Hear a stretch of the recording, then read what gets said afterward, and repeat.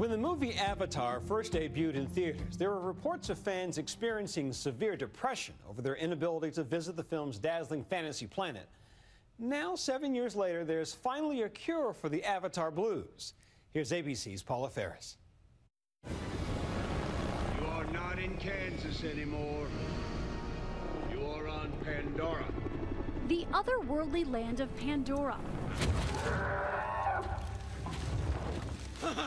From the sci-fi blockbuster Avatar is now becoming a reality.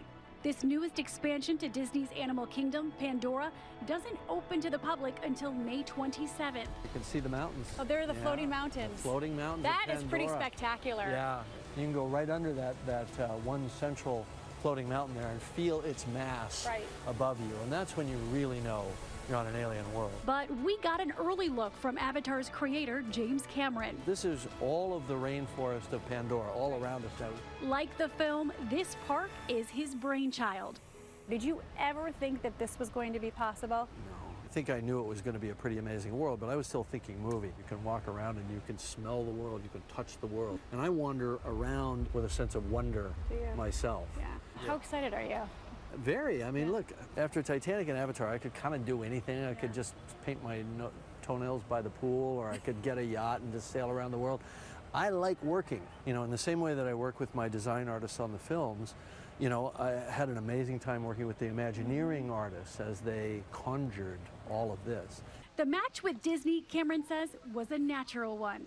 Animal Kingdom is founded on this idea that we're going to be fascinated by and curious about nature, and we're going to have this kind of conservation or stewardship role. And when you see these amazing animals, you know, in the rest of Animal Kingdom, it really just reminds you how amazing our own world is, Earth. You know, so Pandora nested within Animal Kingdom, I think, was genius. Creating this world has been a true team effort. How did you guys do this? We're never going to tell you. I tried. Imagineers like Rohde working for years to make a world created by CGI into something concrete. We're heading into this ceremonial forest. Rohde gave me a tour of the Navi River Journey, one of the land's new rides. They're called a viper wolf. They're comparable to a coyote or something here. How do the Navi feel about us kind of invading their world? We've been welcomed into the culture because of our motives. We're here to learn, we're here to educate ourselves, we're here to become better stewards of our planet. That's right. Any animosity between the humans and Navi and Avatar Sky people cannot learn, you do not see. has now faded away because the park is set generations after the film takes place, when peace prevails. The world in which the Navi live is in order because they care about it, they care for it. It's not enough to care about the world. You have to care for it. You have to do things, take action. That environmental message was one of the driving forces behind Cameron's decision to make the film. You know, when you first tried to sell this socially conscious message to the studios, I mean, I would imagine it had to be a tough sell, but why was that message really important to you? I think we're at a particular cusp in human history where we haven't been able to truly dominate nature until really just now. Nature used to take care of us. Now we have to take care of nature. So the child has become the parent in a way. What was seen as a risk for the studio paid off. Avatar becoming the highest grossing film of all time. I just recently completed the script for movie 5, so we know where the whole story is going across these 4 sequel films, and we're pretty excited to be now full-on embarking on that journey. I've got my cast, you know, for the most part. I mean, there's some characters I haven't cast yet, but I've got my principals, my key principals. Is there any foreshadowing that we're going to see here that we will see in the sequels? Maybe there might be some little things here and there that you say, oh, I saw that at Pandora, the land of Avatar, and now I'm seeing it in Avatar 2 or Avatar 3. All 4 Avatar movies are currently in pre-production. Release dates haven't yet been announced. In addition to the sights, Pandora has its own cuisine. So these are your creations here. Correct. This is our Navi blueberry cheesecake.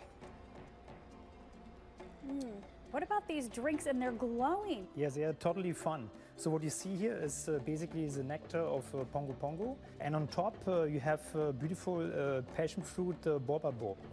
Cheers. Well done. But for those craving a more immersive experience, You cannot wait. the Flight of Passage ride allows visitors to take a heart-pounding ride on a Banshee. And this is where people will be able to link with the Banshee and actually fly across Pandora. The film's co-producer, John Landau, was my personal guide. I'm doing my best, Mr. Roboto. And this is all going to match me to my own personal avatar. That's right. We're going to sync you up, find your match, and get you flying. So these are the link chairs that are actually going to connect us to the Banshees and let us fly across Pandora. Put on your riding goggles. All right, it's go time, but sorry, you can't watch because this is still top secret. Now, we can't show you the virtual reality experience yet, but take my word for it, the ride's even more exhilarating than those epic movie scenes. By night, Pandora has yet another dazzling surprise in store. As the sun sets, the world is awash in a bioluminescent glow. You say that this is a transformative adventure. Has it transformed you in some ways? Well, it certainly transformed my perception of what is possible in the real world, because if you had asked me ahead of time, I would have said this is not possible. What they've created here is not possible. For Nightline, I'm Paula Ferris in Orlando.